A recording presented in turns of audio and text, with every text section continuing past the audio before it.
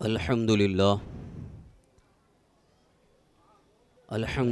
الذي أبدع الأفلاك والعظيم والصلاة والسلام على من كان نبيا وآدم بين الماء والطين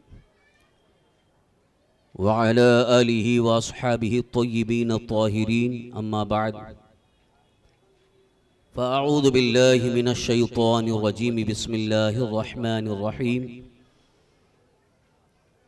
ولو أنهم إذ ظلموا أنفسهم جاءوك فاستغفروا الله واستغفر لهم الرسول لوجدوا الله توابا رحيما صدق الله مولانا العظيم وبلغنا رسوله النبي الأمين الكريم ونحن على ذلك لمن الشاهدين والشاكرين والحمد لله رب العالمين.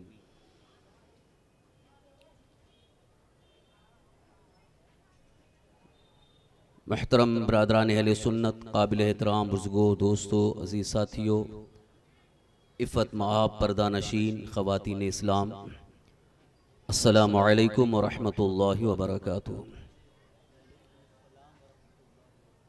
حصول برکت کے لیے آئیے ہم اور آپ مل کر انتہائی ادب احترام اور خلوص و محبت کے ساتھ ہمارے اور ساری کائنات کے مرکز عقیدت حضور سید عالم تاجدار دو عالم فخر بنی آدم رحمت عالم نور مجسم مختار کائنات ارواحنا فداہ جناب محمد الرسول اللہ صلی اللہ تعالی علیہ وآلہ وسلم کی بارگاہ بے کس پناہ میں جھوم جھوم کر بآواز بلند درود و سلام کا نذرانہ پیش کرنے پڑھیں. اللہم صلی وسلم علی سیدنا و مولانا محمد معدن الجود والکرم وعلی آلہ واصحابہ وبارک وسلم صلاۃ و سلاما علیک یا رسول اللہ صلاۃ و سلاما علیک یا حبیب اللہ. واہ کیا جود و کرم ہے شہ بطحہ تیرا، واہ کیا جود و کرم ہے شہ بطحہ تیرا، نہیں سنتا ہی نہیں مانگنے والا تیرا. سبحان اللہ سبحان اللہ. عزیزان محترم، آج کی اس محفل میں، آج کے اس عظیم الشان اجلاس میں میرا عنوان ہے کہ اللہ کے رسول سرور کائنات صلی اللہ تعالی علیہ وآلہ وسلم سے مدد مانگنا کیسا ہے؟ یہ جائز ہے یا شرک ہے یا بدعت ہے یا کیا ہے؟ اعلان کے مطابق جیسا کہ پوسٹر میں سوشل میڈیا پر جو اس کی تشہیر ہوئی اس میں عنوان بھی دیا گیا ہے.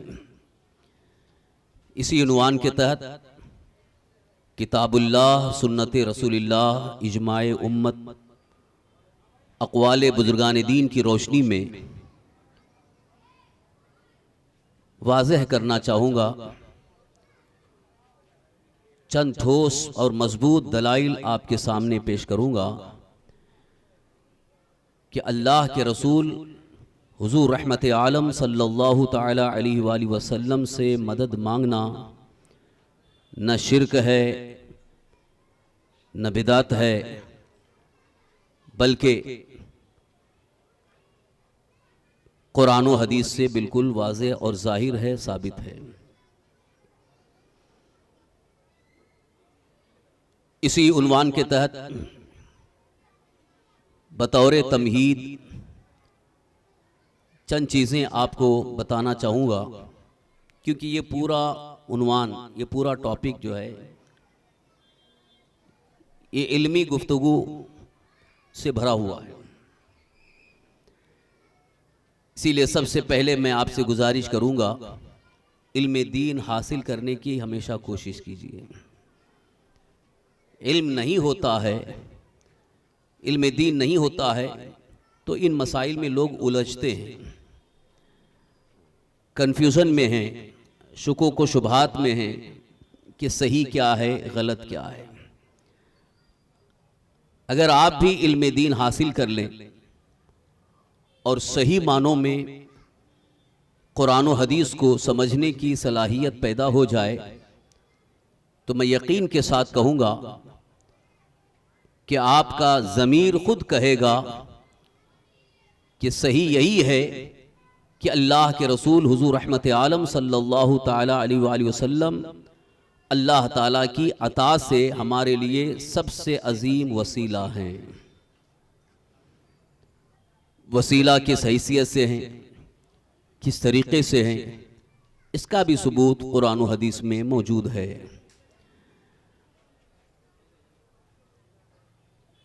علم دین حاصل کرنے کی میں تاکید اس لیے کر رہا ہوں، مکمل ہمارا دین جو کہ کتاب اللہ میں ہے، سنت رسول اللہ میں ہے. کتاب اللہ یعنی قرآن پاک، اور سنت رسول اللہ اللہ کے رسول سرکار دو عالم صلی اللہ علیہ وسلم کی حدیثیں ہیں. تو احادیث کریمہ اور قرآنی آیات کی روشنی میں جو مسئلہ ثابت ہو، جو بات بالکل واضح اور ثابت ہو، اسے ماننا ضروری ہے، اور وہی ہمیں عقیدہ بھی اپنانا ہوگا جو قرآن و حدیث سے ثابت ہو. اگر کہیں بھی قرآن و حدیث کے خلاف ہے تو وہ دین کے خلاف ہے، شریعت مصطفیٰ کے خلاف ہے. اس کو ہم کبھی نہیں تسلیم کر سکتے، بلکہ اس کا انکار لازم ہے. تو اس مسئلے کے متعلق بھی میں یہی عرض کروں گا کہ اگر علمی گفتگو کی جائے تو یہ مسئلہ بالکل اچھے طریقے سے سمجھ میں آ جائے گا.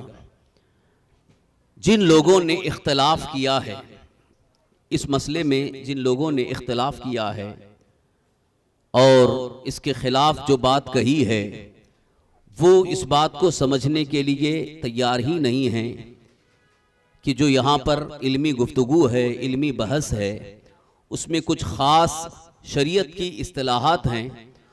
پہلے انہیں سمجھنا ہوگا، اس کے بعد یہ مسئلہ بالکل اچھی طریقے سے آپ کو سمجھ میں آ جائے گا.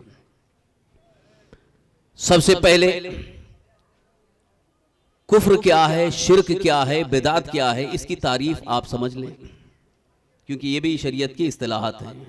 شریعت کی زبان میں جو بولا جاتا ہے، یہ کفر ہے، یہ شرک ہے، یہ بدعت ہے، تو پہلے یہ سمجھنا ضروری ہے کہ شرک کسے کہتے ہیں، بدعت کسے کہتے ہیں،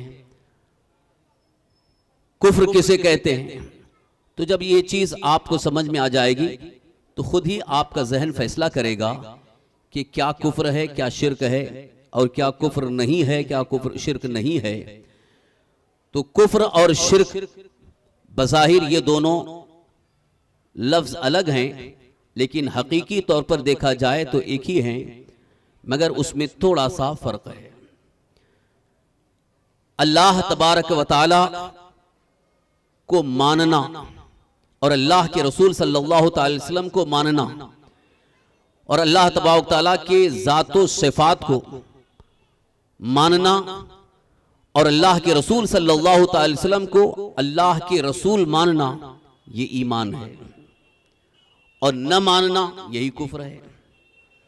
جیسے اگر کوئی اللہ کو نہیں مانتا ہے یا اللہ کو ایک نہیں مانتا ہے، کئی خدا مانتا ہے، تو یہ کفر ہے. اور اللہ کے رسول صلی اللہ تعالی وسلم کی رسالت کا انکار کرتا ہے، رسول نہیں مانتا، تو یہ بھی کفر ہے. اور ایسے ہی شخص کو کافر کہا گیا کہ جو اللہ کو نہ مانے، اللہ کے رسول صلی اللہ علیہ وسلم کی رسول ہونے کو نہ مانے، قرآن کے حق ہونے کو نہ مانے، قیامت کے دن کو نہ مانے، فرشتوں کو نہ مانے، جنت اور دوزخ کو نہ مانے. یہ جو عقائد اسلامیہ ہیں، ان میں سے کسی کا بھی انکار اگر کرتا ہے تو یہ ہے کفر. اس کو کفر کہا گیا، یہ کافر ہو جاتا ہے. اور ایمان والے کے لیے بہت ہی زیادہ اہم اور ضروری ہے کہ وہ کفر سے بچتا رہے. اور اگر کفر اختیار کر لیا، یعنی کفر کی کوئی چیز اپنا لیا، تو اس کا ایمان ختم ہو جاتا ہے، وہ ایمان کے دائرے سے نکل جاتا ہے. یہ ہے کفر کی ڈیفینیشن، کفر کی تعریف، جو میں مختصر انداز میں آپ کو سمجھا رہا ہوں. اس کا ایک خلاصہ یہ ہے جس کو علماء یوں تعبیر کرتے ہیں، یوں تعریف کرتے ہیں، ضروریات دین میں سے کسی ایک کا بھی انکار ہو تو یہ کفر ہے۔ ضروریات دین یعنی جس چیز کا ہمارے دین اسلام سے ہونا ثابت ہے قرآن و حدیث سے، اس میں سے کسی ایک کا بھی انکار کرتا ہے تو یہ کفر ہو جائے گا اور اس شخص کو کافر کہا گیا۔ یعنی انکار ہی کفر ہے۔ جیسے مثال کے طور پر نماز اسلام کا ایک فریضہ ہے، 5 وقت کی نماز فرض ہے۔ اگر کوئی انکار کرتا ہے کہ میں نماز کو فرض نہیں مانتا معاذ اللہ، تو یہ انکار کفر ہو گیا، اسی کو کفر کہا گیا اور ایسا شخص کافر ہو گیا۔ ماہ رمضان المبارک کا روزہ فرض ہے، یہ اسلام کا ایک فریضہ ہے۔ اگر کوئی کہتا ہے میں روزے کو نہیں مانتا تو یہ کفر ہو گیا۔ زکوٰۃ کے فرض ہونے کا اگر کوئی انکار کرتا ہے تو یہ کفر ہو گیا۔ یہ کفر کی مثالیں ہیں۔ اس طرح سے خلاصہ یہی ہوا کہ جو بھی ہمارے ضروریات دین ہیں ان میں سے کسی ایک کا بھی انکار کرے تو یہ کفر ہے اور اسی کو کافر کہا گیا۔ اب آئیے شرک کسے کہا گیا؟ شرک کی ڈیفینیشن کیا ہے؟ شرک کی تعریف کیا ہے؟ اس کو اچھی طرح سے سمجھ لیں، کیونکہ ہماری جو گفتگو ہوگی وہ اسی محور پر ہوگی۔ اللہ تبارک و تعالیٰ کی ذات و صفات میں کسی کو شریک کرنا یہ شرک ہے۔ اللہ تعالیٰ کی ذات و صفات میں کسی کو شریک کرنا اس کو شرک کہا گیا۔ جیسے مثال کے طور پر اگر کوئی کہتا ہے کہ فلاں شخص یا فلاں چیز، جس طرح اللہ ہمارا رب ہے، خدا ہے، معبود ہے، اس طرح کسی اور چیز کو بھی خدا یا معبود مانتا ہے تو یہ شرک ہو جائے گا۔ اگر کسی نے کہا درخت بھی خدا ہے معاذ اللہ تو یہ شرک ہو گیا۔ سورج کو خدا مان لیا یہ شرک ہو گیا۔ پتھر کو خدا مان لیا یہ شرک ہو گیا۔ یہ ہے شرک کی تعریف، جو اصل حقیقت کے اعتبار سے شرک جس کو کہا گیا قرآن کریم میں، احادیث کریمہ میں، جس کی تفسیر تشریح جو مفسرین محدثین نے فرمائی ہے وہ یہی ہے کہ اللہ تعالیٰ کی ذات و صفات میں کسی کو شریک ٹھہرانا یہ ہے شرک۔ ذات کی تو بات ابھی میں نے آپ کے سامنے پیش کی، جیسے کہ جس طرح ہمارا خدا ایک ہے، اللہ ہی ہے، اسی طرح سے اگر کسی کو خدا مان لیتا ہے تو وہ شرک ہو گیا۔ سورج کو خدا مان لیا تو شرک ہو گیا۔ پتھر کو، درخت کو، پانی کو، زمین کو، کسی بھی چیز کو اللہ کے علاوہ کسی کو بھی اگر شریک ٹھہراتا ہے، خدا مان لیتا ہے، معبود مانتا ہے، معبود کا مطلب جس کی عبادت کی جائے، معبود مان لیتا ہے تو یہ شرک ہو گیا، اور یہی شرک کی اصل تعریف ہے، جن کو قرآن کریم میں مشرکین کہا گیا۔ مشرکین کون تھے؟ جن لوگوں نے اللہ کے علاوہ کسی دوسری چیز کو معبود بنا لیا، جس کو الہ کہا جاتا ہے عربی میں، اور اسی کی جمع آلہہ، فاتخذوا آلہہ، ان لوگوں نے معبود بنایا، یعنی کسی چیز کو، چاہے وہ پتھر ہو، کنکر ہو، مٹی ہو، زمین ہو، سورج ہو، چاند ہو، درخت ہو، آگ ہو، کسی کو بھی اگر معبود بنا لیا تو یہ ہے شرک، اور اسی کو حقیقت میں شرک کہا گیا۔ چاہے قرآن و حدیث کی روشنی میں آپ اس کی تحقیق کریں تو آپ اسی نتیجے پر پہنچیں گے کہ اللہ تعالیٰ کی ذات و صفات میں کسی کو شریک ٹھہرانا یہی شرک ہے، اور یہ سب سے بڑا ظلم ہے، سب سے بڑا گناہ ہے، سب سے بڑا جرم ہے۔ اور شرک کے متعلق قرآن کریم میں اللہ تعالیٰ نے ارشاد فرمایا ان اللہ لا یغفر ان یشرک بہ ویغفر بما دون ذلک، اللہ کے ساتھ شرک کرنے کو اللہ تعالیٰ کبھی معاف نہیں فرماتا۔ اللہ کے ساتھ اگر کوئی شرک کرتا ہے تو اس کی مغفرت نہیں ہے، اس کی بخشش نہیں ہے، اور اس کے علاوہ جو بھی گناہ ہوتے ہیں اللہ تعالیٰ انہیں اپنے فضل و کرم سے معاف فرما دیتا ہے۔ تو یہ شرک کے متعلق قرآن کریم میں آیت نازل ہوئی، اس کی تعریف میں، تفسیر میں، تشریح میں جو مفسرین کرام نے بیان فرمایا، اسی کا خلاصہ میں نے آپ کے سامنے عرض کیا ہے۔ اب ایک لفظ آتا ہے بدعت، اس کی بھی تشریح سن لیں۔ شریعت مطہرہ میں ہمارے اسلامی نقطہ نظر سے اللہ کے رسول سرور کائنات صلی اللہ تعالی وسلم کے زمانے پاک میں جو چیزیں تھیں، حضور صلی اللہ تعالی وسلم کے بعد یا صحابہ کے دور کے بعد کوئی نئی چیز ایجاد ہوئی، نئی چیز اگر نکالی گئی تو اس کو بدعت کہا گیا، اس کو شریعت مطہرہ میں بدعت کہا گیا، کیونکہ لفظ بدعت نئی چیز کو، نئی چیز کے ایجاد کرنے کو بدعت کہا جاتا ہے۔ اور اس کو یوں آپ سمجھیں کہ کوئی بھی کام جو اللہ کے رسول صلی اللہ تعالی وسلم کے زمانے میں نہیں تھا، بعد میں وہ کام شروع ہوا، اسے بدعت کہا گیا۔ اب حدیث پاک کی روشنی میں کہ بدعت کے متعلق جو حدیث آئی ہے وہ ایک بہت طویل حدیث ہے، ایک بڑی لمبی حدیث ہے، اس کا آخری حصہ ہے کل بدعت ضلالہ، کل بدعت ضلالہ، ہر بدعت گمراہی ہے، یعنی جو بھی بدعت میں مبتلا ہوتا ہے، جو بدعت کو اپنا لیتا ہے، وہ گمراہیت کے راستے پر جا رہا ہے، وہ گمراہ ہو جاتا ہے، راہ راست سے، صراط مستقیم سے بھٹک جاتا ہے۔ یہ بدعت کے متعلق کل بدعت ضلالہ جو حدیث پاک میں آیا ہے، اس کی تشریح میں محدثین نے یہی فرمایا کہ جو رسول پاک صلی اللہ علیہ وسلم کے زمانے میں کام نہ ہوا، بعد میں ہوا، اسے بدعت کہا گیا۔ لیکن یہاں پر بدعت کی تقسیم ضروری ہے، اس لیے کہ اگر بدعت کی تقسیم نہیں کی جائے گی تو بہت سارے شریعت مطہرہ کے احکام اور بہت سارے امور شرع میں، یعنی شرعی معاملات میں بدعت کا حکم نافذ ہو جائے گا اور اس کو بھی گمراہی قرار دینا پڑے گا۔ ہر بدعت گمراہی، اس کا مطلب یہ ہے کہ جو حدیث پاک میں اللہ کے رسول صلی اللہ علیہ وسلم نے فرمایا کہ ہر وہ نیا کام جس کا تعلق ہمارے دین سے نہیں ہے، یعنی قرآن و حدیث کے خلاف ہے، شریعت مطہرہ کے اصول کے خلاف ہے، لہذا وہ بدعت گمراہی ہے۔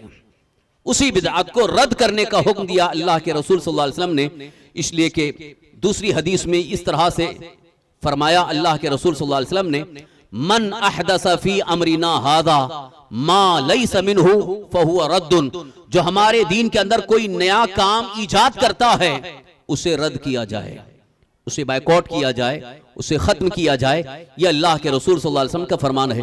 تو من احدث فی امرنا ھذا، یہ بھی اشارہ اس بات کی طرف ہے کہ اگر کوئی نئی چیز ایجاد کر رہا ہے، نئے کام کو شروع کر رہا ہے، لیکن وہ ہمارے دین سے نہیں ہے، تو اللہ کے رسول صلی اللہ علیہ وسلم نے فرمایا کہ اسے رد کیا جائے، اسے بائیکاٹ کیا جائے، اس پر عمل نہ کیا جائے۔ اسی بدعت کو رسول پاک صلی اللہ علیہ وسلم نے گمراہی فرمایا ہے۔ لیکن ہر نیا کام، ہر نئی چیز، اسے بدعت اور گمراہی کہہ کر کے رد نہیں کیا جا سکتا، کیونکہ بہت سارے نئے کام جو حضور صلی اللہ علیہ وسلم کے زمانے میں نہیں تھے، بعد میں ہوئے اور آج تک انہیں کیا جا رہا ہے، اور شریعت مطہرہ میں انہیں جائز اور مباح قرار دیا گیا، انہیں کیا جا رہا ہے، کرنے کی اجازت دی گئی۔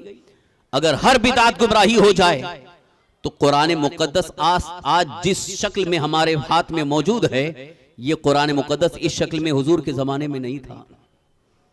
ایک اہم مثال عرض کر رہا ہوں کہ جن لوگوں نے حدیث پاک کل بدعت ضلالہ کا یہ مطلب سمجھا کہ ہر نئی چیز بدعت ہے، ہر نیا کام بدعت ہے اور گمراہی ہے، انہیں یہ سمجھانا چاہتا ہوں ذرا عقل سے کام لو کہ ہر نیا کام اگر بدعت ہو جائے تو پھر قرآن پاک جو آج ہمارے سامنے موجود ہے اس شکل میں، یعنی پورے پرنٹنگ کے ساتھ اوراق پر لکھا ہوا، اس طرح مکمل ایک جا اکٹھا ہوا، یہ قرآن پاک حضور صلی اللہ علیہ وسلم کے زمانے میں نہیں تھا، بلکہ جیسے جیسے نازل ہوتا تھا صحابہ اکرام میں سے جو کاتبین وحی تھے، جو وحی لکھتے تھے، وہ اپنے پاس لکھ کر کے رکھتے تھے، اور کچھ صحابہ اکرام نے حضور صلی اللہ علیہ وسلم کے سنانے پر اپنے سینے میں محفوظ کر لیا تھا، لہذا قرآن اکٹھا ایک جا نہیں تھا بلکہ الگ الگ منتشر تھا۔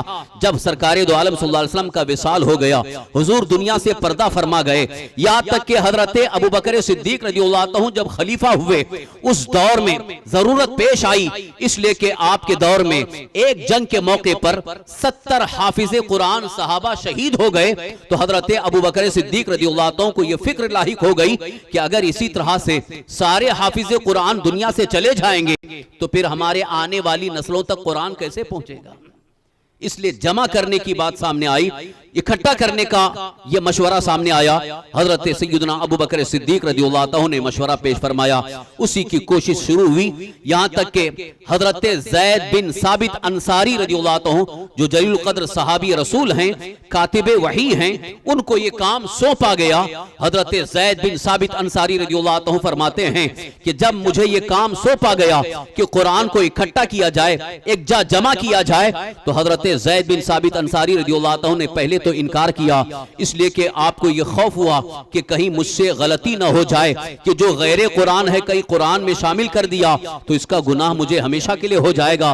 مگر حضرت زید بن ثابت انصاری رضی اللہ عنہ کو حضرت سیدنا ابو بکر صدیق رضی اللہ عنہ نے یہ تسلی دی کہ اس کام میں اللہ کی مدد آپ کے ساتھ ہوگی، اس لیے کہ اللہ کی مرضی یہی ہے کہ اسے اکٹھا کیا جائے۔ حضرت ابو بکر صدیق رضی اللہ عنہ کے سمجھانے پر حضرت زید بن ثابت انصاری رضی اللہ عنہ تیار ہو گئے۔ پھر آپ نے یہ کام شروع کیا اور پھر جو جگہ جگہ الگ الگ جگہوں پر لکھا ہوا تھا ان کو اکٹھا کیا گیا، اور جن کے سینے میں قرآن محفوظ تھا، خاص طور پر جنہوں نے حضور صلی اللہ علیہ وسلم کے سامنے پورا قرآن پڑھ کر کے سنایا تھا، وہ اچھے بہترین حافظ تھے۔ حضرت زید بن ثابت انصاری رضی اللہ عنہ انہی حفاظ قرآن میں سے ہیں جنہوں نے حضور صلی اللہ علیہ وسلم کو پورا قرآن سنایا تھا۔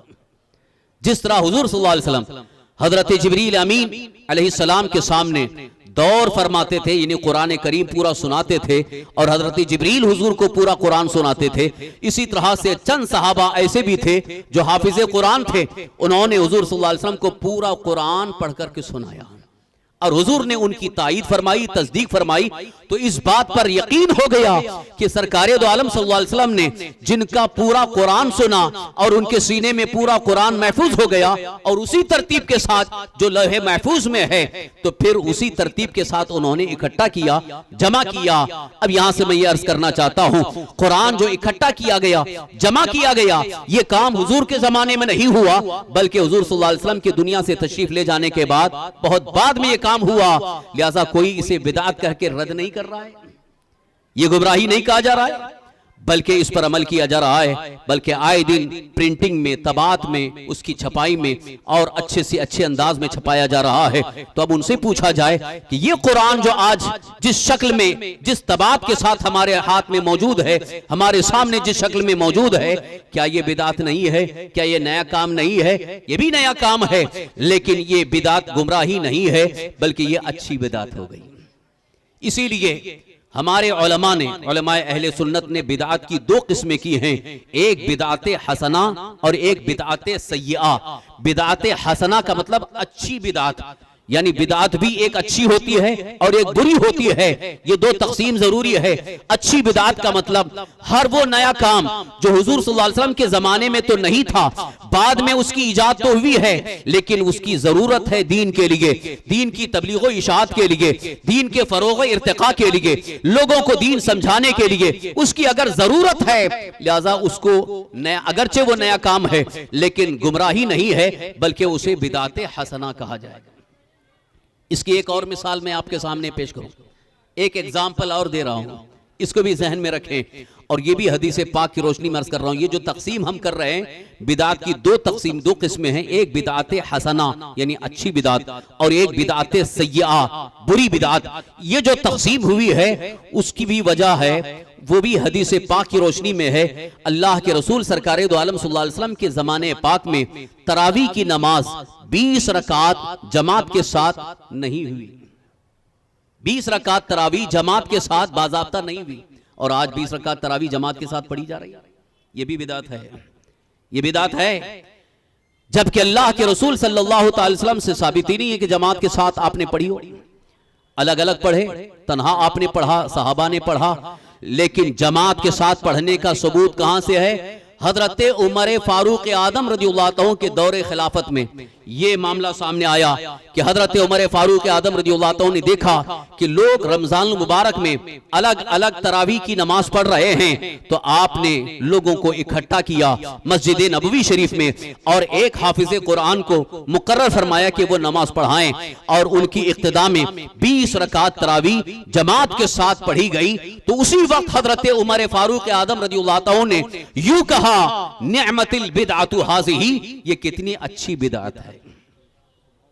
لفظ بدعت بھی حدیث میں آ رہا ہے، مگر اس کے ساتھ لفظ نعمت، اس کا معنی ہے اچھی بدعت۔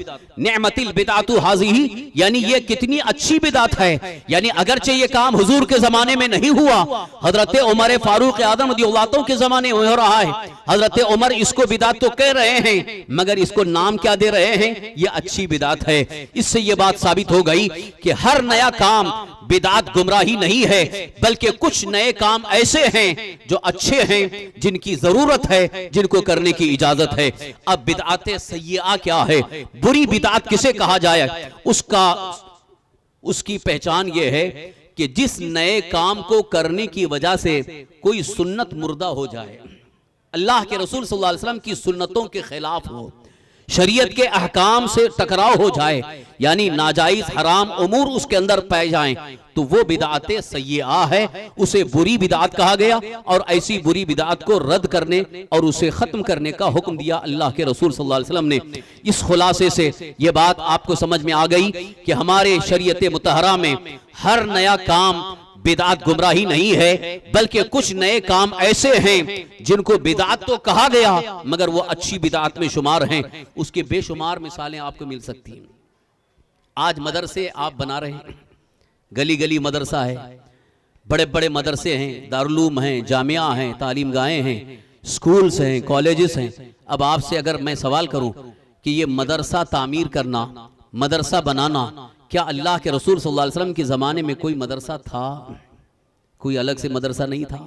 مسجد نبوی شریف میں رسول پاک صلی اللہ علیہ وسلم خود تشریف فرما ہوتے اور صحابہ آپ کے سامنے بیٹھتے اور ان کو حضور صلی اللہ علیہ وسلم قرآن بھی سناتے تھے، حدیثیں سناتے تھے، شریعت کے احکام سمجھاتے تھے، طریقے احکام بتا دیتے۔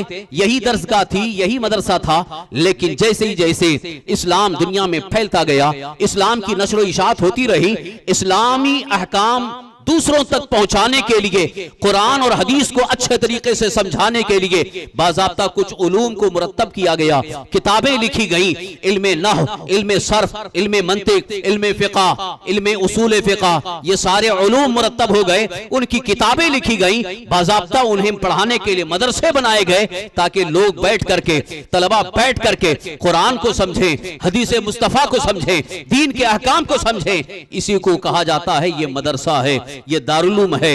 اب یہاں سے میں پوچھنا چاہتا ہوں، مدرسہ، دارالعلوم، جامعہ حضور کے زمانے میں نہیں تھا، تو آج اگر بنایا جا رہا ہے تو اسے آپ کون سی بدعت کہیں گے؟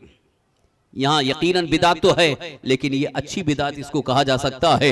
اگرچہ حضور کے زمانے میں نہیں تھا مگر بعد کی ایجاد ہے، لیکن یہ اچھی بدعت میں شمار ہے۔ عزیزان محترم، کفر کی تعریف آپ کو میں نے سمجھا دیا، شرک کی تعریف آپ کو سمجھا دیا، اور بدعت سیئہ اور بدعت حسنہ کے بارے میں خلاصہ آپ کے سامنے میں نے کر دیا ہے۔ اب آئیے جو اصل ٹاپک ہے اس کی طرف آپ کی توجہ چاہوں گا کہ بڑے توجہ کے ساتھ آپ سنیں، اس لیے کہ یہ علمی گفتگو ہے، میں جوش بیانی سے کام نہیں لے رہا ہوں، بڑی سنجیدگی کے ساتھ ایک درسگاہ میں بیٹھ کر کے سمجھانے کی طرح آپ کو سمجھا رہا ہوں، اس لیے کہ اگر بات آپ کے ذہن میں آ گئی، آپ سمجھ گئے تو یہی اصل تقریر ہے۔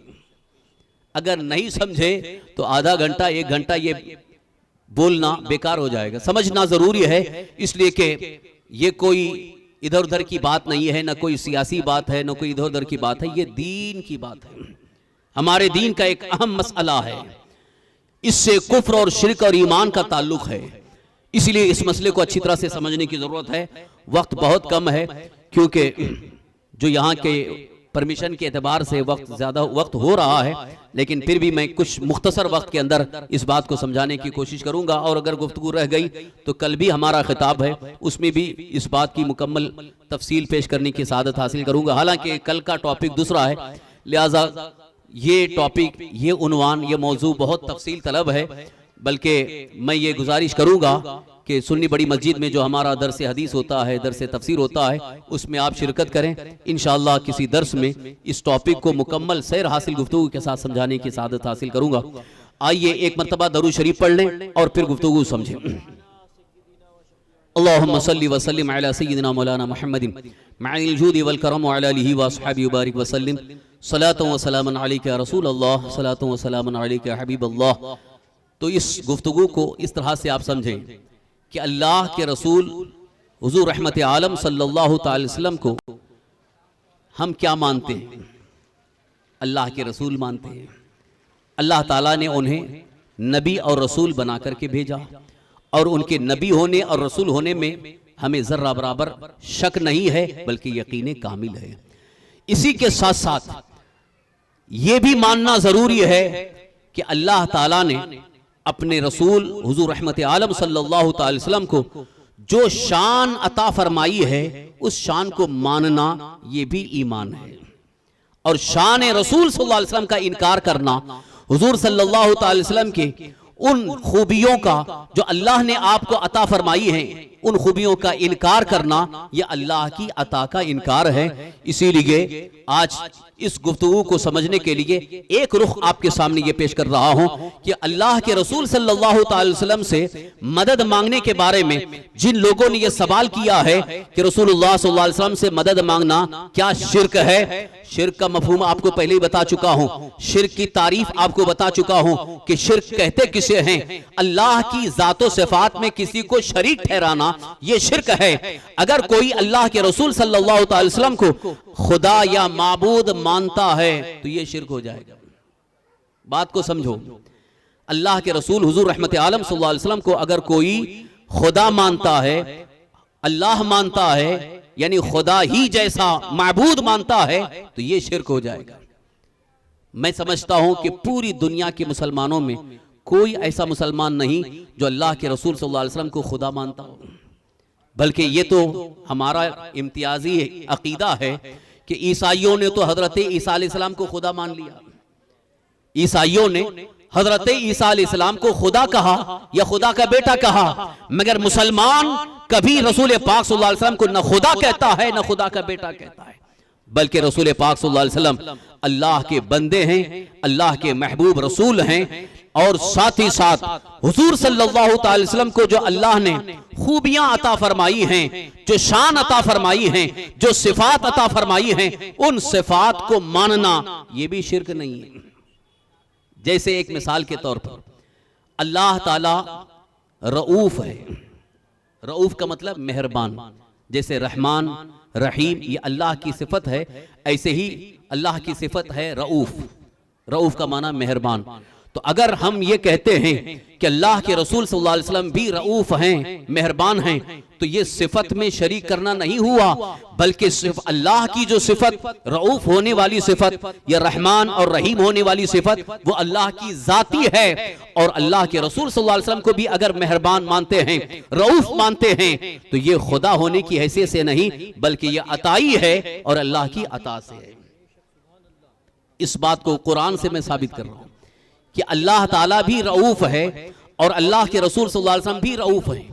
صفت جو اللہ کی ہے وہی اللہ کے رسول کی بھی ہے، لیکن فرق آپ کو کرنا ہوگا، اس لیے کہ قرآن میں دونوں بھی ذکر ہے. اللہ تعالیٰ کے بارے میں آیا ان اللہ رؤوف بالعباد، اللہ تعالیٰ بندوں پر مہربان ہے. ان اللہ رؤوف بالعباد، اللہ بندوں پر مہربان ہے. تو اللہ تعالیٰ نے اپنے لیے بھی فرمایا رؤوف بالعباد، بندوں پر رؤوف ہے، مہربان ہے. اور حضور صلی اللہ علیہ وسلم کے لیے کیا آیا ہے؟ لقد جاءکم رسول من انفسکم عزیز علیہ ما عنتم حریص علیکم بالمؤمنین رؤوف الرحیم. سورہ توبہ کی آخری آیت ہے، 11واں پارہ سورہ توبہ کی آخری آیت آپ پڑھیں. لقد جاءکم رسول من انفسکم، یقیناً تمہارے پاس تمہیں میں سے ایک عظیم رسول آئے ہیں. عزیز علیہ ما عنتم، تمہارا مشقت میں پڑنا ان پر گراں ہے. حریص علیکم، تمہارے نیکیوں کے مشتاق ہیں. بالمؤمنین رؤوف الرحیم، بالمؤمنین رؤوف الرحیم. اللہ فرماتا ہے کہ رسول جو تمہارے درمیان آئے، جن کو ہم نے رسول بنا کر کے بھیجا، وہ مومنوں پر رؤوف ہیں، یعنی مہربان بھی ہیں. تو قرآن میں اللہ تعالیٰ کے لیے بھی رعوف آیا ہے اور حضور صلی اللہ علیہ وسلم کے لیے بھی رعوف آیا ہے. ایک ہی صفت اللہ کے لیے بھی ہے, وہی صفت اللہ کے رسول کے لیے بھی ہے. لہٰذا یہاں فرق اس طرح سے ہوگا کہ اللہ بھی رعوف ہے, مگر یہ رعوف ہونے کی صفت اللہ کی ذاتی ہے, اسے کسی نے عطا نہیں کیا ہے, یہ خود اللہ کی صفت ہے. اور حضور صلی اللہ علیہ وسلم کے لیے رعوف ہونے کی صفت یہ عطائی ہے, یہ اللہ نے انہیں عطا فرمایا. یہ فرق اگر رکھتے ہیں تو اس کو شرک نہیں کہا جائے گا. اب اگر یہ فرق ہٹا دیتے, اگر کسی نے فرق ہٹا دیا کہ جس طرح اللہ تعالیٰ رعوف ہے, یعنی ذاتی طور پر اللہ رعوف ہے, مہربان ہے, ایسے ہی اللہ کے رسول بھی رعوف ہیں معاذ اللہ, تب تو یہ شرک ہو جائے گا. کیونکہ اللہ کی صفت میں ذاتی طور پر کسی کو اگر شریک کرے, چاہے رسول کو, ولی کو, کسی انسان کو, کسی چیز کو, تو اس سے شرک ہو جاتا ہے. اور اگر ذاتی اور عطائی کا فرق رکھا جائے تو یہ کبھی شرک نہیں ہو سکتا ہے. اور یہ ذاتی اور عطائی کا فرق جو آپ کو بتا رہا ہوں, اس کو ماننا پڑے گا, ورنہ پھر قرآن میں جگہ جگہ آپ کو شرک نظر آئے گا. قرآن میں جگہ جگہ شرک آئے گا. یہی ایک مثال تو ابھی آپ کے سامنے میں نے پیش کی. دوسری ایک مثال آپ کے سامنے عرض کر رہا ہوں. اللہ تعالیٰ نے قرآن کریم میں اس بات کا ذکر فرمایا, ان اللہ سمیع بصیر. آیا ہے نا, سمیع کا معنی ہے سننے والا, بصیر کا معنی ہے دیکھنے والا. بے شک اللہ سنتا ہے, دیکھتا ہے. سمیع سننے والا یعنی سنتا ہے. بندہ پکار رہا ہے, عاجزی کر رہا ہے, آہوزاری کر رہا ہے, دعائیں کر رہا ہے, چاہے وہ آسمانوں میں ہو, زمین میں ہو, یا کہیں بھی ہو, بندہ اللہ کو پکارتا ہے تو اللہ تعالیٰ فرماتا ہے اللہ سنتا ہے. سمیع کا معنی ہے سننے والا. تو اللہ تعالیٰ کے بارے میں قرآن میں آیا ان اللہ سمیع بصیر, بے شک اللہ سنتا ہے اور دیکھتا ہے. اور انسان کے بارے میں خود اللہ نے فرمایا فَجَعَلْنَاهُ سَمِيعًا بَصِيرًا. اس کا ترجمہ آپ دیکھ لیں قرآن کریم, فَجَعَلْنَاهُ سَمِيعًا بَصِيرًا, ہم نے انسان کو سننے والا اور دیکھنے والا بنایا. تو لفظ سمیع اور بصیر اللہ کی بھی صفت ہے, اور وہی سمیع اور بصیر انسان کی بھی صفت ہے. لہذا اگر آپ فرق نہیں کریں گے کہ سمیع اور بصیر اللہ بھی ہے, سمیع اور بصیر اللہ انسان بھی ہے, تو پھر یہ شرک ہو جائے گا. یہاں یہ فرق کرنا ہوگا کہ اللہ سمیع اور بصیر ہے, وہ ذاتی ہے, اسے یہ صفت کسی نے عطا نہیں کی ہے, اور انسان سمیع اور بصیر ہے اللہ کی عطا سے. اب دونوں صفات کے اندر بھی بہت بڑا فرق ہے. اللہ تعالیٰ سننے کے لیے کان کا محتاج نہیں ہے, اللہ الصمد, اللہ بے نیاز ہے. لیکن انسان سننے کے لیے کان کا بھی محتاج ہے, سماعت کا بھی محتاج ہے, اس قوت کا محتاج ہے. بلکہ کان بھی ہو, قوت سماعت بھی ہو, اور اگر اللہ کی مرضی نہ ہو تو انسان سن ہی نہیں سکتا. تو یہ اللہ کی عطا کردہ قوت سے انسان سن بھی رہا ہے, اللہ کی دی ہوئی قوت سے انسان دیکھ بھی رہا ہے. تو اسے اللہ نے کیا فرمایا, فَجَعَلْنَاهُ سَمِيعًا بَصِيرًا, ہم نے انسان کو سننے والا اور دیکھنے والا بنایا. لہٰذا یہاں پر یہ فرق آپ کو کرنا ہوگا کہ انسان بھی سمیع اور بصیر ہے, مگر یہ عطائی ہے, اور اللہ سمیع اور بصیر ہے, وہ ذاتی ہے. اس طرح سے کبھی شرک نہیں ہو سکتا. اگر کوئی انسان کو بھی یا کسی کو بھی سمیع اور بصیر ذاتی مانے تو یہ شرک ہو جائے گا. اسی طرح سے جتنی بھی صفات اللہ کی ہیں, اگر اس کسی صفت کو اللہ کے رسول صلی اللہ علیہ وسلم کے لیے ہم اگر بولتے ہیں تو وہاں عطائی معنی مراد ہوتا ہے, ذاتی اور عطائی کا فرق ہوتا ہے. اب آمدن برسر مطلب, اب اصل ٹاپک کی طرف پھر آپ توجہ لے کر کے ذہن کو حاضر کریں. یہ اللہ تعالیٰ نے اپنے حبیب حضور صلی اللہ علیہ وسلم کو اس شان کے ساتھ بھیجا کہ وہ جس کی چاہیں مدد کریں. اللہ نے اس شان کے ساتھ بھیجا کہ آپ جس کی چاہیں مدد کریں, اور جو آپ کو مدد کے لیے پکارے یا آپ سے استغاثہ کرے, آپ سے مدد طلب کرے, تو آپ اس کی مدد فرما سکتے ہیں. یہ اللہ نے آپ کو شان عطا فرمائی. یہ عین ایمان ہے, یہ ایمانی عقیدہ ہے. اور یہ چیز میں احادیث کریمہ کی روشنی میں عرض کر رہا ہوں. بے شمار حدیثیں اس بارے میں دلیل کے طور پر موجود ہیں کہ خود صحابہ کرام رضوان اللہ تعالی نے کئی مرتبہ رسول پاک صلی اللہ علیہ وسلم سے مدد طلب کی ہے, حاجتیں طلب کی ہیں, اور اللہ کے رسول صلی اللہ علیہ وسلم نے ان کی مدد فرمائی ہے. جیسے ایک بڑی مشہور روایت ہے, شاید آپ نے اس کو کئی بار سنا ہوگا, لیکن اس وقت بطور دلیل اس کو پیش کرنا ضروری سمجھتا ہوں کہ سرکار دو عالم صلی اللہ تعالی وسلم کے سامنے ایک عظیم اور جلیل القدر صحابی حضرت ابو ہریرہ رضی اللہ عنہ حاضر ہوئے اور عرض کرتے ہیں یا رسول اللہ صلی اللہ تعالی علیہ وسلم میں آپ سے حدیثیں سنتا ہوں اور بھول جاتا ہوں، یاد نہیں رہتے، آپ مجھ پر کچھ کرم فرما دیں۔ ابو ہریرہ کیا کہنا چاہتے ہیں؟ حضرت ابو ہریرہ رسول پاک صلی اللہ تعالی وسلم کی بارگاہ میں عرض کر رہے ہیں یا رسول اللہ مجھے ذہن کی قوت عطا کر دیجئے، ذہنی قوت عطا کر دیجئے، حافظے کی قوت عطا کر دیجئے کہ میں جو سن لوں میرے ذہن میں محفوظ ہو جائے، یاد ہو جائے۔ تو اب یہ کسی کو ذہن کی قوت دینا یہ بھی تو ایک طرح کی مدد ہے۔ جیسے ایک طالب علم ہے، ایک اسٹوڈنٹ ہے، وہ پڑھتا ہے اسے یاد نہیں ہوتا ہے یا سمجھ نہیں پاتا ہے، کوئی چیز یاد ہی نہیں ہوتی ہے، یا تو یاد کر لیتا ہے بھول جاتا ہے، تو اب اس کو علاج کرانا پڑے گا، یا تو کوئی مائنڈ اسپیشلسٹ ہوگا، دماغ کا ڈاکٹر ہوگا، طبیب ہوگا، حکیم ہوگا، اس کے پاس لے جائیں گے یا کچھ اعمال کریں گے۔ لیکن بارگاہ مصطفیٰ میں حضرت ابو ہریرہ جب یہ عرض کر رہے ہیں یا رسول اللہ میں بھول جاتا ہوں، تو گویا یہ طلب کر رہے ہیں کہ مجھے حافظے کی قوت عطا کر دیں، مجھے یادداشت کی قوت عطا کر دیں۔ تو رسول پاک صلی اللہ علیہ وسلم نے یہ نہیں فرمایا مجھ سے کیوں طلب کر رہے ہو، اللہ کی بارگاہ میں مدد مانگو، بلکہ حضور صلی اللہ علیہ وسلم نے ارشاد فرمایا، یہ صحیح بخاری شریف میں حدیث موجود ہے کہ سرکار دو عالم صلی اللہ علیہ وسلم فرماتے ہیں اے ابو ہریرہ اپنی چادر کو بچھاؤ۔ ابو ہریرہ صحابی نے اپنی چادر بچھائی اور رسول پاک صلی اللہ علیہ وسلم نے دونوں ہاتھ مٹھی باندھ کر اس میں رکھا، جیسے ہی رکھا اور پھر فرمایا تم اس کو لے کر کے اپنے سینے سے لگا لو، یعنی چادر کو سینے سے لگانے کا حکم دیا۔ تو حضرت ابو ہریرہ نے اسی چادر کو لے کر اپنے سینے سے لگایا۔ اس کے بعد حضرت ابو ہریرہ رضی اللہ عنہ کا بیان ہے، وہ کہتے ہیں کہ خدا کی قسم اس کے بعد میرے حافظے کی قوت اتنی بڑھ گئی کہ حضور سے جو کچھ بھی میں نے سنا ایک لفظ بھی نہیں بھولا، ایک لفظ بھی نہیں بھولا، پوری حدیثیں یاد ہو گئی، جو سنتا تھا بالکل ہو بہو ویسے ہی یاد ہو جاتی تھی۔ اب یہ کہاں سے ملا؟ یہ حافظے کی قوت کہاں سے عطا ہوئی؟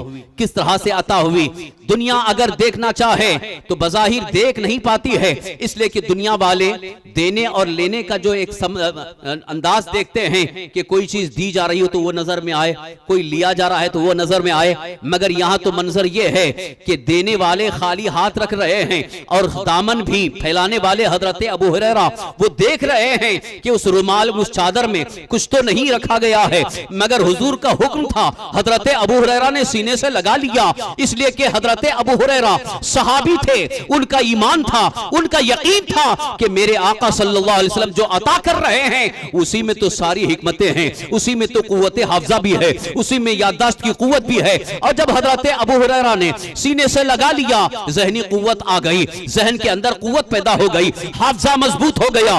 حضرت ابو ہریرہ سارے صحابہ میں مشہور ہو گئے کہ ابو ہریرہ جو بھی حدیث سنتے ہیں ایک حدیث نہیں بھولتے۔ نعرہ تکبیر، نعرہ رسالت، نعرہ رسالت۔ یہاں دو باتیں عرض کرنا چاہتا ہوں، ایک بات تو یہ ہے کہ حضرت ابو ہریرہ کہاں مانگنے کے لیے گئے؟ بارگاہ مصطفیٰ میں گئے، اللہ کے رسول کی بارگاہ میں گئے۔ اگر اللہ کے رسول سے مانگنا شرک ہوتا تو حضرت ابو ہریرہ کبھی نہیں مانگتے، اور اگر شرک ہوتا تو اللہ کے رسول خود ہی منع کر دیتے، اے ابو ہریرہ یہ اللہ کے علاوہ مجھ سے مانگنا شرک ہے، مجھ سے مانگنا کفر ہے، لہذا مجھ سے نہ مانگو بلکہ اللہ کی بارگاہ میں مانگو۔ اللہ کے رسول صلی اللہ علیہ وسلم سے جب حضرت ابو ہریرہ نے مانگا ہے تو انکار بھی نہیں کیا۔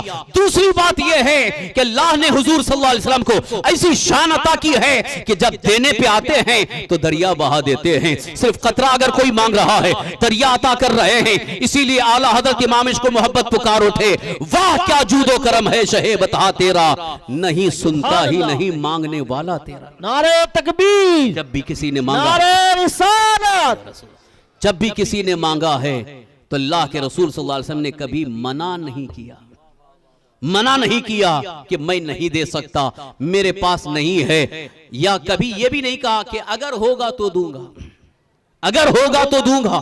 پوری تاریخ اسلامی موجود ہے اور احادیث کریمہ جن کو ہم حدیث مصطفیٰ کہتے ہیں، اور مجھے اس بات پر تعجب ہے کہ جو لوگ آج اپنے آپ کو اہل حدیث کہتے ہیں، حدیث پر عمل کا دعویٰ کرتے ہیں، اور وہی اس کا انکار کرتے ہیں کہ اللہ کے رسول کو کچھ اختیار نہیں، وہ کچھ نہیں دے سکتے ہیں۔ لیکن کتنی حدیثیں آپ کے سامنے میں پیش کروں جس میں رسول پاک صلی اللہ علیہ وسلم سے صحابہ نے مانگا اور حضور نے عطا کیا۔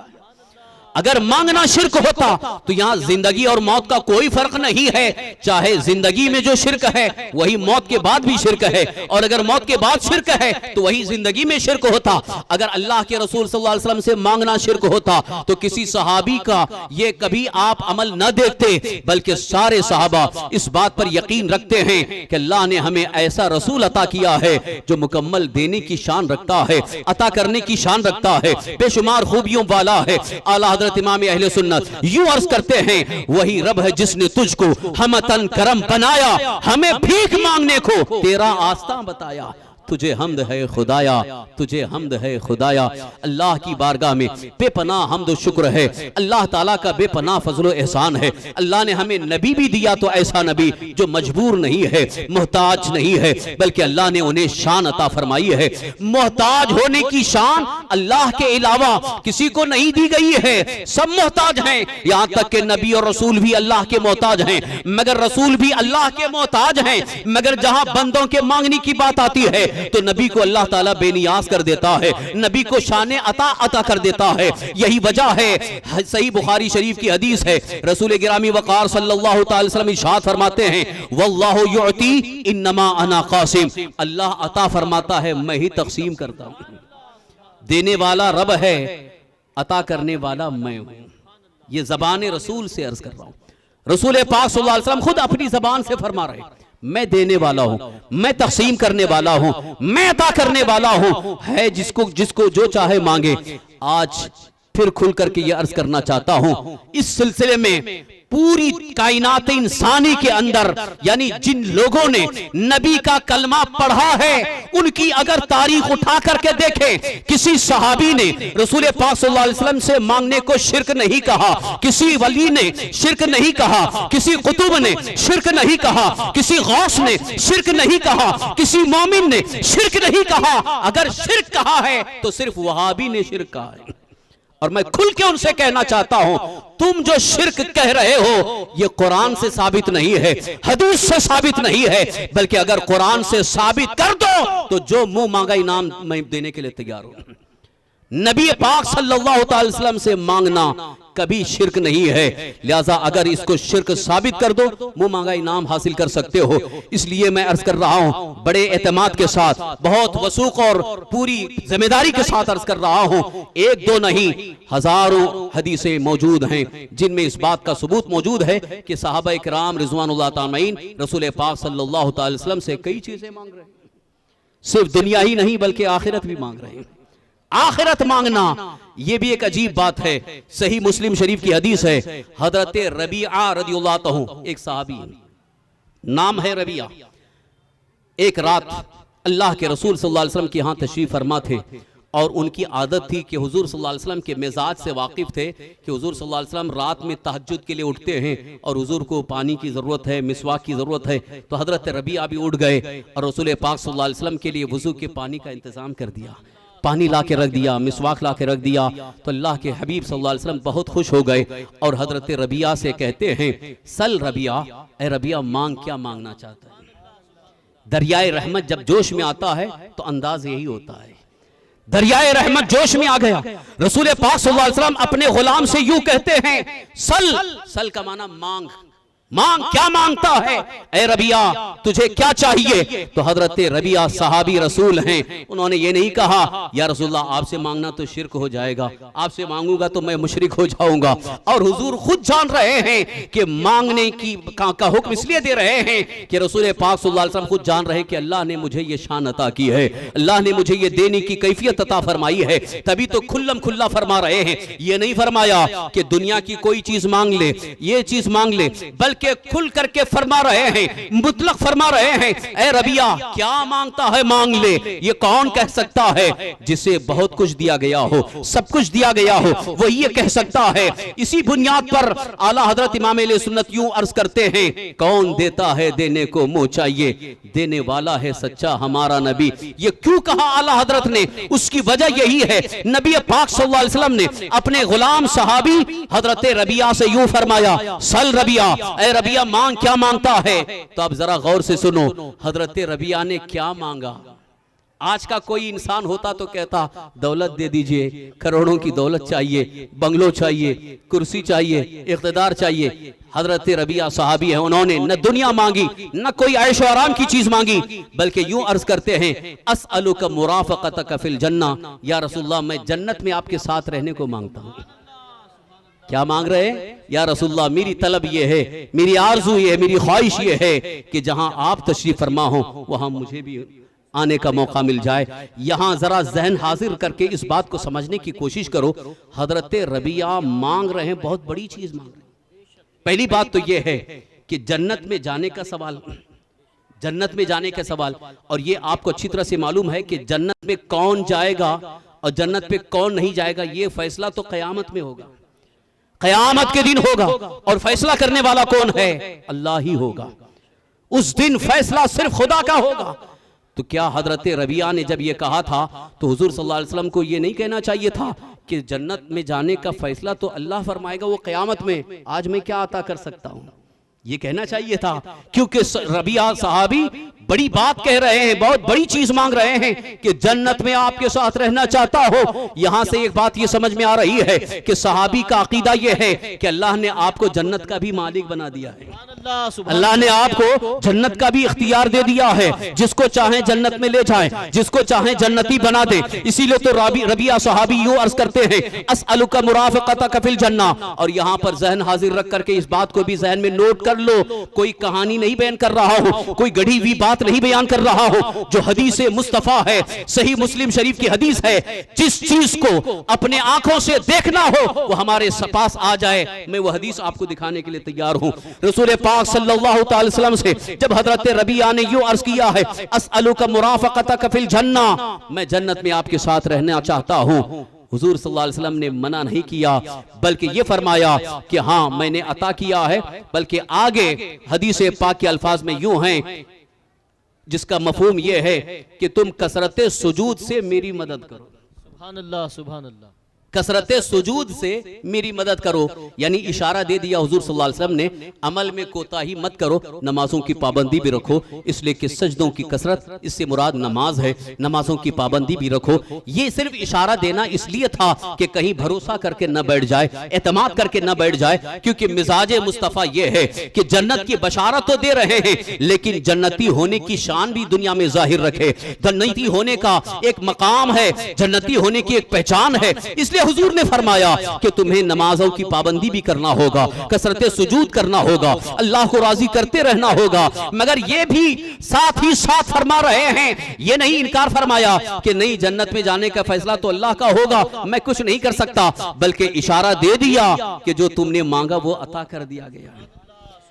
تو میں یہ عرض کرنا چاہتا ہوں کہ صحابی نے دنیا کی چیز نہیں مانگی بلکہ آخرت کی چیز مانگی ہے، جو آخرت کا فیصلہ ہے، جو کہ اللہ کا فیصلہ ہے، وہ بھی رسول پاک صلی اللہ علیہ وسلم عطا کر رہے ہیں۔ اگر اس میں بھی کسی کو شک ہو تو اس میں تو شک نہیں ہو سکتا ہے کہ حضرت ابو بکر صدیق رضی اللہ عنہ کو جب دیکھا حضور صلی اللہ علیہ وسلم نے فرمایا ابو بکر فی الجنہ، ابو بکر جنت میں جائیں گے، عمر جنت میں جائیں گے، عثمان جنت میں جائیں گے، علی جنت میں جائیں گے، طلحہ جنت میں جائیں گے، زبیر جنت میں جائیں گے، حضرت سعید جنت میں جائیں گے۔ جن 10 صحابہ کو رسول پاک صلی اللہ علیہ وسلم نے دنیا کے اندر جنت کی بشارت دی ہے، جنت کی خوشخبری دی ہے، پوری دنیا کے مسلمان مانتے ہیں کہ جن کو حضور نے جنتی کہہ دیا وہ جنتی ہے۔ نعرہ تکبیر، نعرہ رسالت، عشر مبشرہ، جشن عید میلاد النبی، نعرہ تکبیر، نعرہ رسالت۔ شان مصطفیٰ تو یہ ہے کہ مانگنے پر بھی دیا ہے اور نہ مانگے ہوئے بھی آپ نے بہت کچھ عطا کر دیا ہے. اسی لیے ہم یوں کہتے ہیں واہ کیا جود و کرم ہے شہ بطحا تیرا, نہیں سنتا ہی نہیں مانگنے والا تیرا. اب پھر عشق میں ڈوب کر کے پھر یوں کہتے ہیں امام عشق و محبت, مانگیں گے مانگے جائیں گے منہ مانگی پائیں گے, مانگیں گے مانگے جائیں گے منہ مانگی پائیں گے. سرکار میں نہ لا ہے نہ حاجت اگر کی ہے. لا کا مطلب نہیں, یعنی ہمارے سرکار صلی اللہ علیہ وسلم کی شان تو یہ ہے کبھی لا نہیں فرمایا, نہیں دوں گا نہیں فرمایا, اگر ہوگا تو دوں گا یہ بھی نہیں فرمایا, بلکہ جو آیا ہے اسے عطا کر دیا ہے, جو مانگا ہے اسے عطا کر دیا ہے. دنیا کی چیز مانگی ہے اسے عطا کر دیا. زخمی پیر ہے اس کو آپ نے لگا دیا لعاب دہن, اس کا زخم دور ہو گیا ہے, زہر دور ہو رہا ہے. کیا آپ کو یہ واقعہ نہیں معلوم ہے؟ حضرت سیدنا ابو بکر صدیق رضی اللہ عنہ حضور صلی اللہ علیہ وسلم کے ساتھ غار ثور میں ہیں, سانپ نے ڈس لیا. مگر یہاں دو چیزیں عرض کر رہا ہوں. ابو بکر صدیق کا عشق رسول یہ ہے کہ سانپ ڈس رہا ہے مگر ابو بکر صدیق پیر کو ہٹانے کے لیے تیار نہیں ہیں, اس لیے کہ ان کا عشق یہ کہہ رہا ہے اگر سانپ نکلے گا تو حضور کو کہیں تکلیف نہ پہنچائے. یہ عشق رسول کا مزاج ہے کہ حضور کو تکلیف نہ پہنچے, چاہے زہر لگ جائے چاہے سانپ ڈس لے, مگر عاشق رسول کی شان یہ ہے کہ وہ حضور پر کوئی تکلیف آنے نہیں دینا چاہتا. لیکن جب زہر اتنا زیادہ ہو گیا کہ پورے بدن میں زہر پھیل گیا, تکلیف پڑ گئی, آنکھ سے آنسو جاری ہو گئے, رسول پاک صلی اللہ علیہ وسلم نے فرمایا ما یبکی کا ابا بکر, اے ابو بکر کس چیز نے تمہیں رلایا ہے, کیوں رو رہے ہو؟ ابو بکر صدیق عرض کرتے ہیں یا رسول اللہ میرے پیر پر سانپ نے ڈس لیا ہے, پیر کو سانپ نے ڈس لیا ہے, زہر اثر کر رہا ہے. رسول پاک صلی اللہ علیہ وسلم نے فرمایا پیر قریب کرو, قریب کرو. جب آپ نے پیر قریب کیا تو رسول پاک صلی اللہ علیہ وسلم نے اپنے لعاب دہن نکالا اور اس پہ لگا دیا. حضرت ابو بکر صدیق رضی اللہ عنہ کہتے ہیں اسی وقت آنن فانن سارا زہر ختم ہو گیا, درد بھی دور ہو گیا, تکلیف بھی ختم ہو گئی, زہر بھی ختم ہو گیا. اللہ اکبر, یہ تو شان مصطفیٰ ہے. لعاب دہن میں اتنی تاثیر ہے کہ جہاں لگا دیں وہاں سے زہر دور ہو جائے, جہاں لگا دیں وہاں سے زخم دور ہو جائے. آج جو لوگ اپنے آپ کو رسول پاک صلی اللہ علیہ وسلم جیسا کہتے ہیں, اپنے جیسا بشر کہتے ہیں, ان سے بھی آپ کہہ دو کہ ذرا اپنے ہی زخم پر اپنا ہی تھوک لگا کر کے دیکھو کیا زخم ٹھیک ہوتا ہے. کس منہ سے کہتے ہو ہمارے جیسے بشر ہیں؟ معاذ اللہ رب العالمین. شان مصطفیٰ بہت بلند ہے, چے نسبت خاکرہ بعالم پاک. اللہ تعالیٰ نے بڑی اونچی شان عطا فرمائی ہے. اسی لیے اگر شان مصطفیٰ کو دیکھنا ہو, اردو اشعار کی شان روشنی میں دیکھنا ہو تو اعلیٰ حضرت کے اشعار پڑھو, شان مصطفیٰ آپ کو نظر آ جائے گی. سرور کہوں کہ مالکو مولا کہوں تجھے, باغ خلیل کا گل زیبا کہوں تجھے, تیرے تو وصف عیب تناہی سے ہیں بری, حیران ہوں میرے شاہ میں کیا کیا کہوں تجھے. سب سے اعلیٰ و اولا ہمارا نبی, سب سے بالا و والا ہمارا نبی, سارے اچھوں میں اچھا سمجھئے جسے, ہے اس اچھے سے اچھا ہمارا نبی. یقیناً نبی پاک صلی اللہ علیہ وسلم کو اللہ نے ایسی شان عطا فرمائی ہے کہ جس کو جو چاہیں عطا کر دیں. تو جب عطا کرنے کی شان اللہ نے عطا کی ہے, اللہ نے آپ کو یہ شان ہی دی ہے, تو اب اگر مانگنے والا حضور سے مانگتا ہے تو پھر یہ شرک کہاں سے ہو گیا, شرک کہاں سے آیا؟ اگر مانگنے والا, پہلے ہی میں نے تقسیم بتا دی ہے, مانگنے والا چاہے رسول سے یا کسی سے بھی اگر خدا سمجھ کر کے مانگتا ہے تو شرک ہو جائے گا, اور اگر خدا نہیں ہے بلکہ اللہ کا بندہ ہے تو کبھی شرک نہیں ہوگا. تو یہاں رسول کی کوئی تخصیص نہیں. اگر کسی انسان کو بھی, جیسے کہ بیٹا اپنے باپ سے مانگتا ہے ابا پیسے دے دو, بیٹا اپنے باپ سے کبھی اپنی امی سے کہتا ہے امی مجھے تھوڑی سی مدد کر دو, میرے کپڑے پریس کر دو, میرا یہ کام کر دو, مجھے روٹی دے دو. بیٹا اپنی ماں سے مانگتا ہے, اس کو کسی عالم نے شرک نہیں کہا, جبکہ یہاں بھی تو غیر اللہ سے مانگ رہا ہے. چاہے مدد کسی بھی طرح سے ہو, اگر اللہ کے علاوہ کسی سے بھی مدد مانگنا شرک ہوتا تو بچہ اگر باپ سے مانگے تو شرک ہو جائے گا, اور اگر بیٹا اپنی ماں سے مانگے شرک ہو جائے گا, دوست سے مانگے شرک ہو جائے گا, بلکہ مولوی اگر چندہ مانگے تو شرک ہو جائے گا. چندہ بھی مانگ رہے ہیں کہ مسجد کے لیے چندہ دے دو, مدرسے کے لیے چندہ دے دو, یتیموں کے لیے چندہ دے دو, یہاں بھی تو مدد مانگ رہے ہو. یہاں کیوں شرک نظر نہیں آتا؟ اگر رسول کی بارگاہ میں عرض کر دیے وہی شرک نظر آ رہا ہے. میں نے اس لیے آپ کو پہلے ہی بتا دیا ہے, علم دین حاصل کرو تب تمہیں سمجھ میں آ جائے گا کہ مدد کی کیا صورتیں ہو سکتی ہیں اور اس میں کیا تقسیم ہو سکتی ہے. مدد حقیقی کیا ہے, مدد مجازی کیا ہے, ناصر حقیقی کون ہے, ناصر مجازی کون ہے, یہ تقسیم جب آپ کو سمجھ میں آ جائے گی, لہذا آپ کو یہ ماننا پڑے گا کہ کوئی بھی انسان اگر مدد کر سکتا ہے تو وہ ذاتی نہیں ہے بلکہ وہ اللہ کی عطا سے ہے, اور اگر اللہ تعالیٰ کی بارگاہ میں ہم مدد مانگتے ہیں تو وہ مدد حقیقی ہے, وہ ناصر حقیقی ہے, اس کو یہ شان کسی نے عطا نہیں کی ہے. لہذا اللہ کی شان بہت ہی بلند و بالا ہے, اس کی جتنی صفات ہیں وہ لامحدود ہیں, لا فانی ہیں, غیر فانی ہیں. اللہ تبارک تعالیٰ بے نیاز ہے, اللہ الصمد ہے, وہ بے نیاز ہے, وہ کسی کا محتاج نہیں ہے, نہ وسیلے کا محتاج ہے, نہ کسی کو مدد کرنے کے لیے کوئی ذریعے کا محتاج ہے. لیکن جب اللہ تعالیٰ کسی کی مدد فرماتا ہے تو کسی نہ کسی کو ذریعہ اور سبب بنا دیتا ہے. جیسے ایک مثال دے کر کے گفتگو ختم کر رہا ہوں. اگر کوئی بیمار ہو جاتا ہے, بیمار ہو گیا, بیماری سے دور ہونے کے لیے, بیماری سے شفا حاصل کرنے کے لیے انسان کہاں جاتا ہے؟ کہاں جاتا ہے؟ ڈاکٹر. اب یہ مثال دیتے ہیں لوگ کہتے ہیں یہ تو دنیا کی مثال ہے. ارے دین اور دنیا, شرک تو ہر جگہ آئے گا, چاہے دنیا میں ہو چاہے دین میں ہو, شرک آپ کو ہر جگہ آئے گا. جو آپ کا بنایا اصول ہے اس کے اعتبار سے اگر اللہ کے علاوہ کسی کے پاس بھی کسی بھی چیز کی مدد مانگا تو شرک ہو جائے گا. اگر بیمار ہے ڈاکٹر کے پاس گئے تو یہ شرک ہو جائے گا. تو جتنے لوگ ڈاکٹر کے پاس جا رہے ہیں سب مشرک ہو گئے, سب کافر ہو گئے معاذ اللہ رب العالمین. کون سا ضابطہ, کون سا قانون تم نے سمجھا ہے؟ لہٰذا یہاں سمجھنا ہوگا اگر کوئی بیمار ہوتا ہے, بیماری اللہ کی طرف سے آئی ہے, اور اگر اس سے شفا حاصل ہوگی تو بھی اللہ کی طرف سے ہے. جب تک اللہ کا حکم نہیں ہوگا اس وقت تک شفا حاصل نہیں ہو سکتی ہے, بیماری دور نہیں ہو سکتی ہے.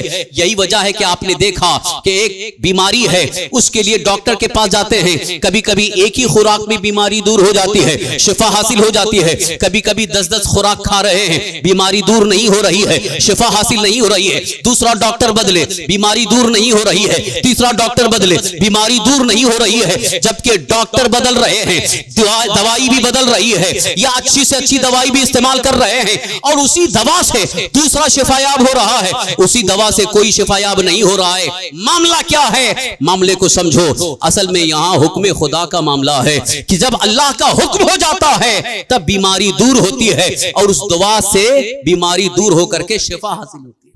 جب تک اللہ کا حکم نہیں ہوگا کوئی بیماری دور نہیں ہوتی ہے, شفا حاصل نہیں ہوتی ہے. تو اللہ تعالیٰ نے بیماری بھی عطا فرمائی ہے اور اس کی شفا بھی اللہ نے رکھی ہے, لیکن شفا کے لیے وسیلہ اور سبب دوائی ہے, ڈاکٹر ہے. اسی طرح سے کائنات کے اندر اللہ تعالیٰ نے بہت ساری چیزوں کو اسباب کے طور پر, وسیلے کے طور پر رکھا ہے.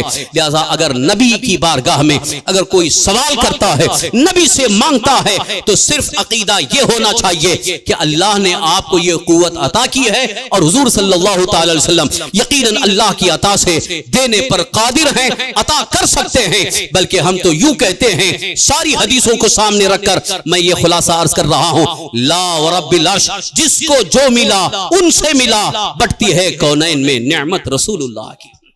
اللہ سبحان اللہ. نعرہ تکبیر, نعرہ رسالت, شان مصطفیٰ, نعرہ تکبیر, نعرہ رسالت. اب بھی اگر کسی کو بات سمجھ میں نہیں آئی ہو سکتا ہو کچھ لوگ اس میں آرگومنٹ کرنا چاہتے ہوں, بحث کرنا چاہتے ہوں, اعتراض کرنا چاہتے ہوں, میں انہیں کھلی اجازت دیتا ہوں. سنی حنفی دارالفتہ سنی بڑی مسجد میں آ جائیں, اور میں وقت دینے کے لیے تیار ہوں. بیٹھے اسی ٹاپک پر, اسی عنوان پر آپ کو قرآنی آیات اور احادیث کریمہ کی روشنی میں ہم جواب دینے کے لیے تیار ہیں. آپ کے پاس کوئی دلیلیں ہوں تو آپ دلیلیں لے کر کے آئیں. میرا کھلا اوپن چیلنج ہے, اس عنوان اور اس ٹاپک کے متعلق کوئی بھی آئے اور آنے سے پہلے ہمیں اطلاع دے دے, اس لیے کہ ہو سکتا ہو آپ آئیں ہم نہ رہے ہوں, ہم کہیں اور گئے تو کہیں ارے یار تو وہ جواب دینے کے لیے نہیں تھے, وہ بھاگ گئے. یہ نہیں کہنا، آپ آنے سے پہلے اطلاع دیں، اگر ہم موجود رہیں گے تو آپ کو بلا لیں گے انشاءاللہ، مکمل سیر حاصل گفتگو ہوگی، جب تک آپ کو پوری تشفی حاصل نہیں ہوگی اس وقت تک ہم اٹھیں گے نہیں، پوری تشفی حاصل ہو جائے، اطمینان حاصل ہو جائے، اس کے بعد یہ آپ جا سکتے ہیں۔ اور اس مسئلے کو سمجھنے کی بھی ضرورت ہے تاکہ شکوک و شبہات سے پاک ہو کر صحیح ایمان، صحیح عقیدہ آپ اپنا لیں، کیونکہ صحیح عقیدہ ہی اصل ایمان ہے، اور اگر غلط عقیدہ آپ نے اپنا لیا تو پھر ایمان کے خلاف ہو جائے گا۔ اللہ تعالی ہمیں ایسے عقیدوں سے محفوظ رکھے جس کی وجہ سے ہمارا ایمان برباد ہو جاتا ہے۔ ایمان کی سلامتی یہ ہمارے لیے سب سے عظیم نعمت ہے۔ اللہ تعالیٰ کی بارگاہ میں دعا ہے ہمیں نعمت ایمان بھی عطا فرمائے اور ایمان کی سلامتی بھی عطا فرمائے، گمراہوں بد مذہبوں سے اللہ ہمیشہ ہمیں محفوظ رکھے، ایمان پر زندہ رکھے، ایمانی پر خاتمہ نصیب فرمائے، آمین بجاہ النبی الامین علیہ الصلاۃ والتسلیم، وما علینا الا البلاغ المبین۔ السلام علیکم ورحمۃ اللہ وبرکاتہ۔